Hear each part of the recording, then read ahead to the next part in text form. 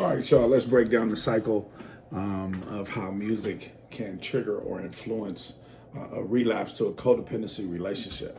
So, music is a powerful cue, right? Like specific songs, melodies, lyrics that you've experienced around an individual can often kind of become associated with emotional memories, especially from intense and intimate relationships. Codependent dynamics partners may have their songs or soundtracks, right, to their relationship during times of like enmeshment, conflict, or either reunion. The brain limbic system, particularly kind of the amygdala and hippocampus, kind of reactivates the stored emotional and relational memories. Oxytocin, dopamine, stress hormones, they may even surge from time to time, kind of reinforcing feelings of kind of that desire of wanting to have closeness or emotional urgency, right? Emotional recall kind of is that somatic stress where you got the heart racing, the tears, or a sense of pull towards that person. That could be even if you guys have broken up for quite some time, right? These things a lot of times lead to idealization and what we would call cognitive distortions, right? Or cognitive distortion loop, which is like romanticizing or idealizing the relationship. Like, man, they was the only person that really understood me. You can even start to minimize, like, well, it really wasn't that bad.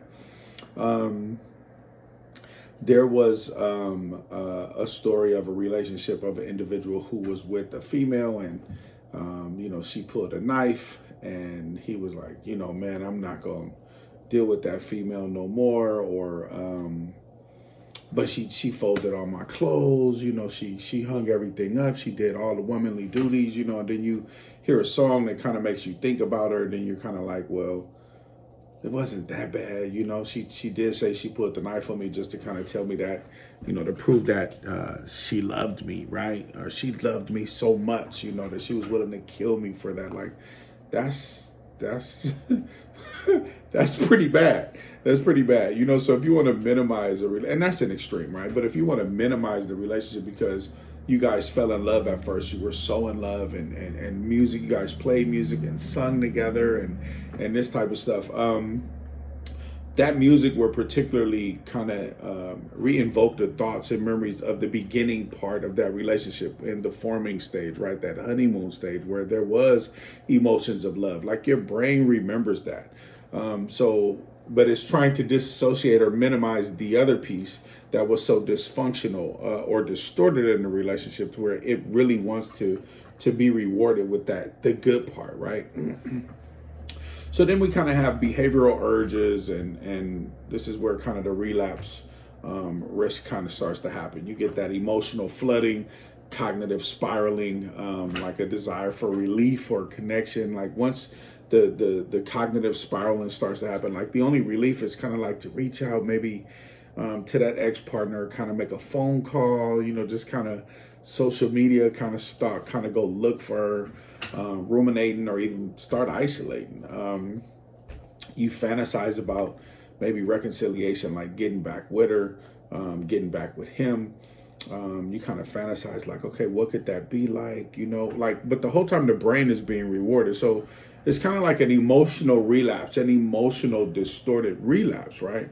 You want to start to engage in soothing behaviors that kind of mirror or resonate with that codependent coping, like the caretaking fantasies, like, okay, I'm gonna take care of her. I'm gonna blame myself for it. Maybe it wasn't her fault. That's kind of where that emotional fusion, I guess I would say, would override the boundaries of awareness. And that's a classic hallmark for, codependency relapse, for an individual to want to relapse, right? And so then, if you do engage with re-engaging into the relationship, you kind of fall back into familiar roles, which is like the rescuer, the victim, the enabler, the dependent.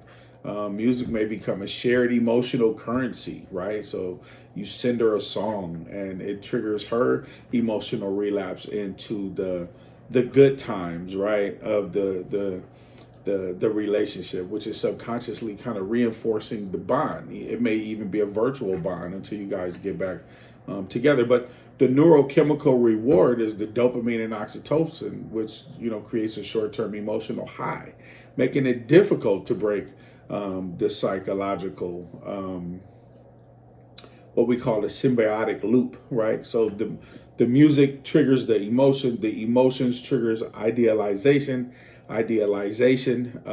triggers the behavior triggers the reattachment reinforces the music's power, right? So kind of the way out of this is somatic processing, like use body-based interventions, like, okay, what am I experiencing, right? Like, I feel my body experiencing this. And so what you want to do is to uncouple the music from the trauma or the longing for this person, right? You identify the songs that are associated with the ex and consciously remove or avoid them at all costs during the healing process, right? Cognitive restructuring. You want to challenge the idealization and reframe the cognitive distortions. Like, yeah, no, it was that bad. I'm not going to forgive that and just move on. And just because there was a period of love there, right? And then, do some replacement rituals, like introduce empowering music with new meanings and create a closure playlist for that individual, right? I mean, so there's ways to kind of get over this.